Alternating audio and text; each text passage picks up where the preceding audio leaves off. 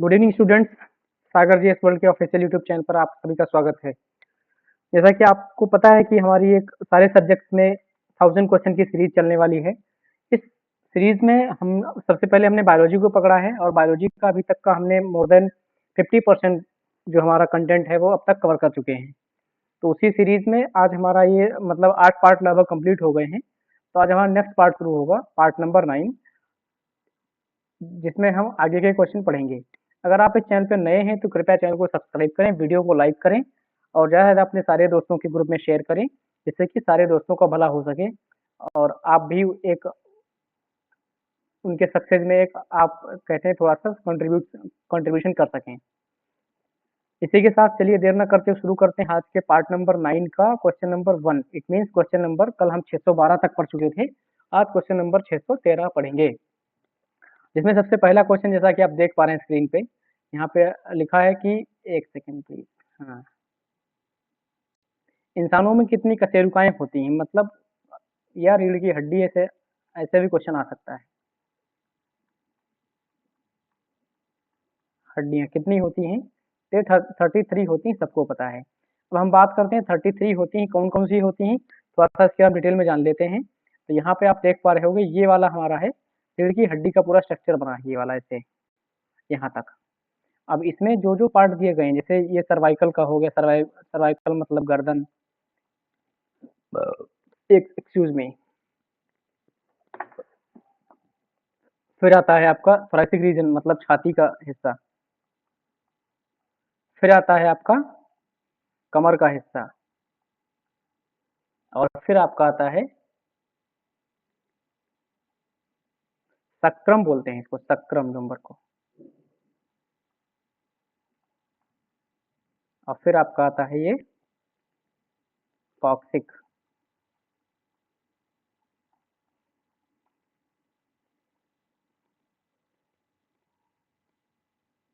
कोई भी एरो गलत नहीं होना चाहिए। तो यहाँ पे आप देख पा रहे होंगे, टोटल जो है 5 भागों में इसको बांटा गया है। तो पहले भाग में टोटल हड्डियां 7 होती हैं, दूसरे भाग में 12, तीसरे भाग में 5 और फिर जो है 4 होती हैं।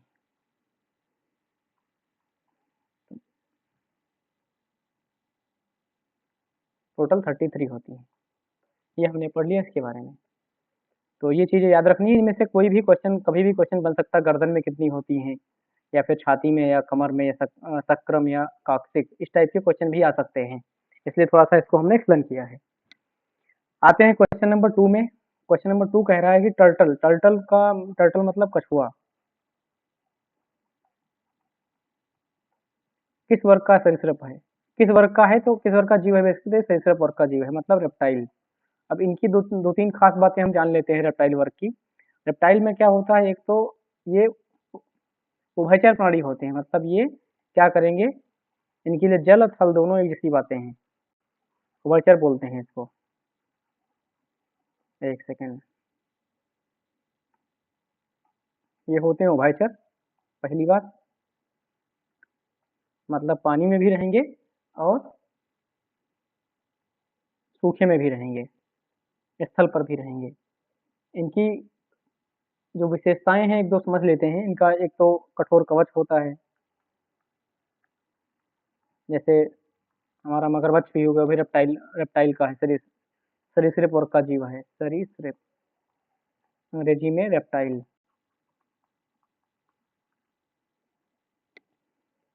ठंडे रक्त वाले होते हैं, मतलब कोल्ड ब्लड होते हैं ये।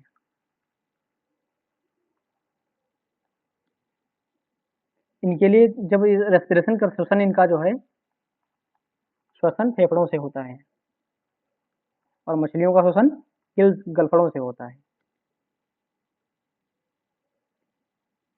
अंडे देते हैं बेसिकली, ये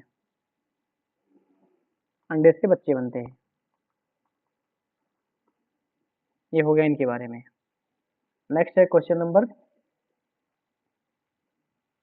नेक्स्ट क्वेश्चन देखते हैं। ऊंट किस वर्ग का जीव है? तो स्तनधारी है ऊंट, मैमल्स है। क्रस्टेशियन का उदाहरण क्या है? केकड़ा। क्रस्टेशियन केकड़ा होता है बेसिकली। आर्थ्रोपोडा संघ के जलीय जीव हैं ये सारे, आर्थ्रोपोडा संघ यहाँ पे लिख देते हैं, आर्थ्रोपोडा संघ। ऑक्टोपस किससे संबंधित होता है? तो ऑक्टोपस मोलस्का संघ का, जिसमें घोंघा आता है। घोंघा ये सब एक ही संघ में आते हैं, मोलस्का। प्रोटोजोआ में चलने के लिए कौन सा जो अंग चलन में सहायता करता है? तो स्यूडोपोडिया। बट इसमें हम एक थोड़ी सी डिटेल में जानकारी अगर पढ़ना चाहें, और पढ़नी ही पड़ेगी, क्योंकि हमारे जो प्रोटोजोआ संघ है उसमें सिर्फ एक जीव नहीं है, उसमें कई सारे जीव हैं, और लगभग लगभग सारे जीवों का चलने की प्रक्रिया में कुछ ना कुछ अंतर होता है। तो हम इसमें समझेंगे कौन सा जीव कैसे चलता है। तो एक सेकेंड, सबसे पहले जो हमारा प्रोटोजोआ का होता है सिलिया। प्रोटोजोआ पैरामीशियम भी आता है, अमीबा भी आता है, यूग्लिना भी होता है। ये सब जो होते हैं प्रोटोजोआ संघ के जीव हैं। एक सेकेंड।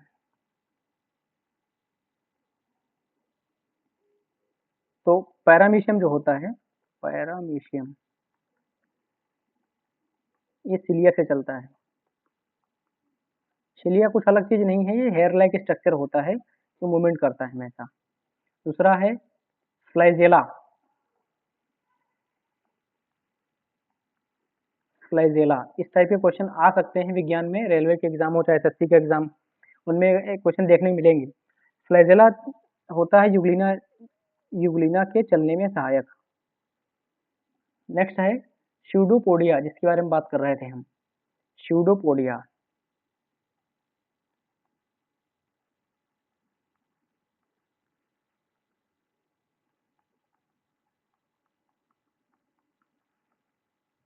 स्यूडोपोडिया ये क्या करते हैं?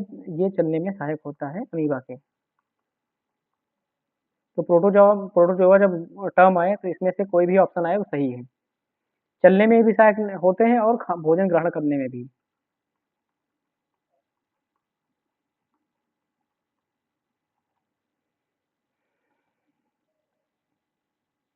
नेक्स्ट क्वेश्चन क्या कह रहा है? गाय के श्वसन प्रणाली का मुख्य अंग क्या है? फेफड़े, जैसे मानवों का भी है। तो मैमल्स का सबका श्वसन प्रणाली का मुख्य अंग अगर पूछा स्तनधारियों का, तो वो क्या है? फेफड़े। केंचुए में ये बंद प्रकार की होती है, बंद परिसंचरण। मकड़ी किस संघ से संबंधित है? आर्थ्रोपोडा से। इसमें हमारे केकड़े आते हैं, उसी में मकड़ी भी आती है। केंचुए में प्रजनन किस प्रकार होता है? तो उभयलिंगी, मतलब ये नर और मादा दोनों एक ही शरीर में होते हैं। अम्लीय पेट में भोजन पचाने वाला एंजाइम कौन सा होता है? पेप्सिन। स्टारफिश के द्वारा खोई हुई अंग की पुनः प्राप्ति किस प्रक्रिया से होती है? तो पुनर्जनन। अब थोड़ी सी बात इसमें हम पढ़ लेते हैं स्टारफिश के बारे में, इसका नाम आ गया तो एक सेकेंड।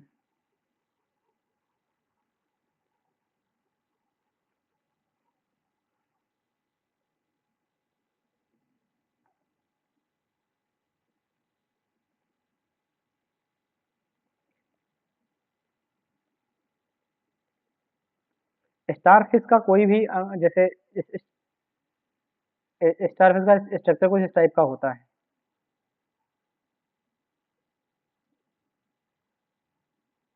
ये होता है इसका सेंट्रल डिस्क।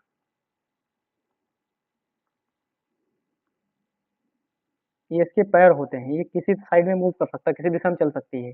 ये टूट जाए, चाहे ये टूट जाए, चाहे ये टूट जाए, ये सारे अपना रीजनरेट कर लेगा, मतलब ये पुनर्जीवित कर लेगा। कितने दिन में करेगा ये ये जो सेंट्रल डिस्क है इस पे निर्भर करता है, इसकी कैपेसिटी कितनी है। बस ये अगर खत्म हो गया तो ये मर जाएगी, फिर ये जिंदा नहीं रहेगी। तो स्टार फिश में इसका जिंदा रहना बहुत महत्वपूर्ण है। इसको सितारा मछली भी कहा जाता है।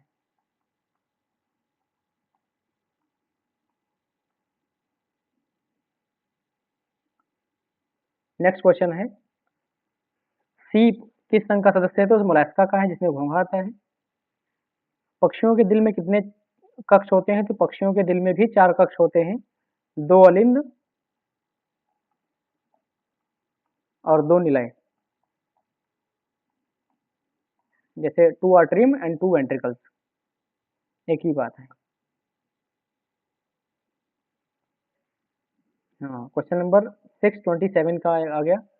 सरीसृपों में कौन सा उत्सर्जन उत्पाद बनता है? तो यूरिक एसिड होता है। निडारिया संघ का पोषण कौन सी प्रक्रिया से होता है? तो निडारिया संघ का पोषण जो होता है आंत्र गुहा से होता है। मछलियों में तरल संतुलन किस अंग से नियंत्रित रहता है? गुर्दे से। कछुआ किस संघ का हिस्सा है? कार्डेटा का। मधुमक्खी किस वर्ग की है? कीट। घोंघे का दांतदार अंग क्या कहलाता है? रेडिला। जंतु वर्गीकरण में सबसे बड़ा टैक्सॉन क्या है? तो संघ है। आर्थ्रोपोडा में संघ श्वसन किसके माध्यम से होता है? तो श्वास नली मतलब विंड पाइप से।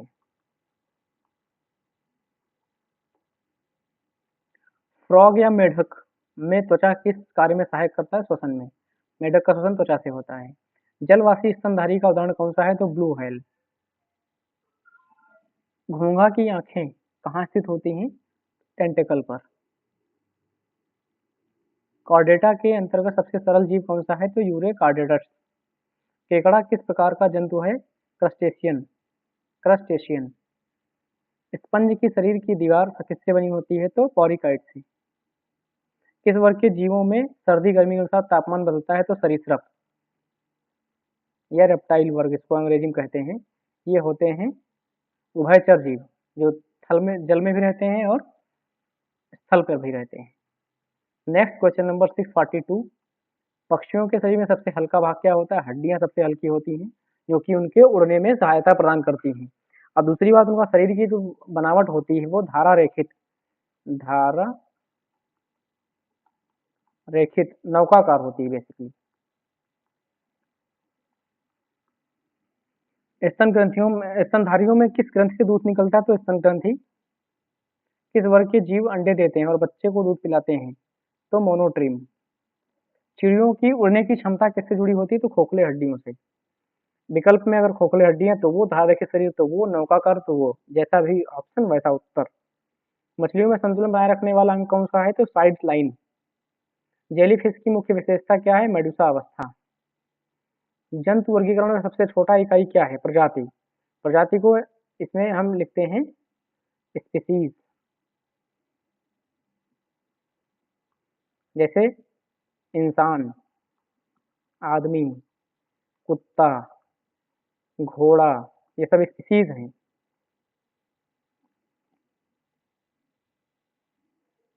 बंदर, कुछ भी कह सकते हैं। ये जितने टाइप ऑफ जीव हैं बेसिकली वो सारी स्पीसीज हैं। पेड़ पौधे वो अलग स्पीसीज हो गया।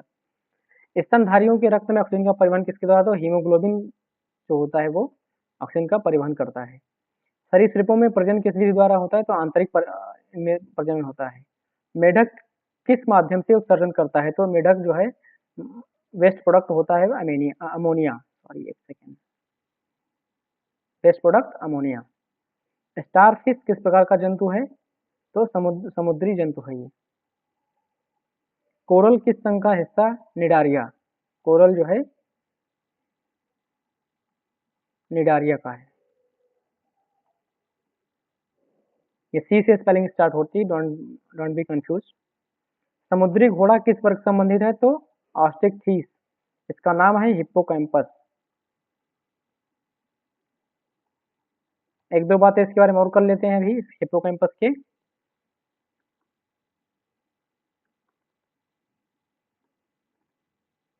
इसका जो प्रजनन होता है हिप्पोकैम्पस का,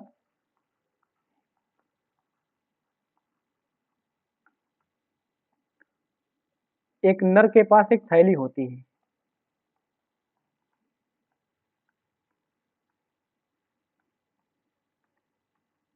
मादा आएगी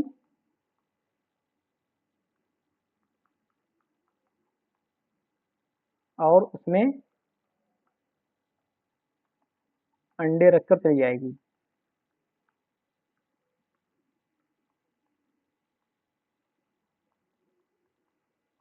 और फिर वो नर हिप्पो को जो होगा वो प्रेग्नेंट हो जाएगा और उन बच्चों को विकास, बच्चे जब तक विकसित होंगे फिर उनका जो है वही उन बच्चों को पैदा करेगा। मतलब जैसे इंसानों में है उसका ये अपोजिट है। इंसान अगर मैं लिखूं इधर तो इसका उल्टा हो जाएगा। ये क्या करता है? इसमें फीमेल करती है, यहाँ पे मेल करता है। फीमेल का काम मेल करती है।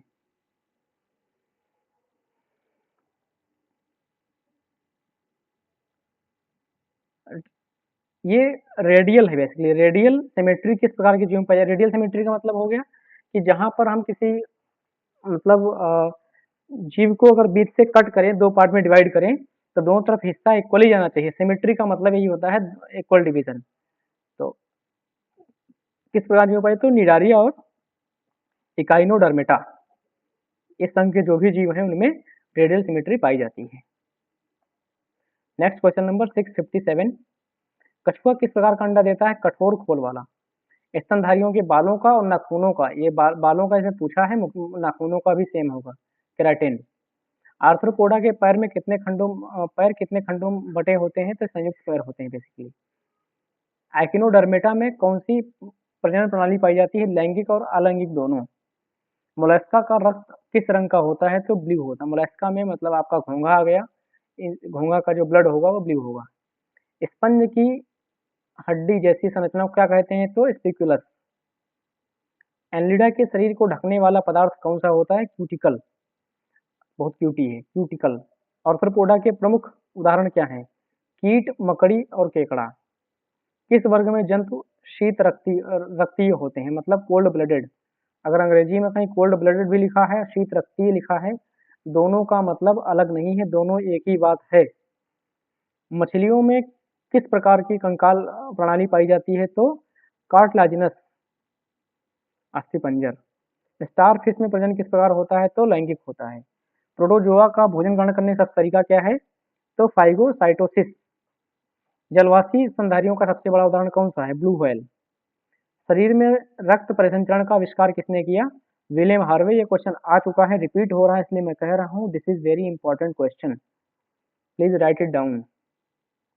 नेक्स्ट क्वेश्चन है, सरीसृपों के अंडे जल में क्यों नहीं रखे जा सकते? क्योंकि उनके अंडे शुष्क और खोल युक्त होते हैं, तो अगर पानी में रखेंगे तो पानी में तैरने लगेंगे। स्तनधारियों का मुख्य तापमान नियंत्रण क्या होता है? पसीना ग्रंथियां, जो हमारी मैमल्स होती हैं, तो जितनी स्वेट ग्लैंड होती हैं बेसिकली, वो हमारी टेम्परेचर रेगुलेशन में भी हेल्प करती हैं। हालांकि हमारे बॉडी का जो वेस्ट प्रोडक्ट है वो पसीने के माध्यम से बाहर निकलता है। घोंघे की चाल किस पर आधारित होती है? तो मांसपेशी के संकुचन पर। घोंघे की चाल जो होती है मांसपेशी की संकुचन पर आधारित होती है।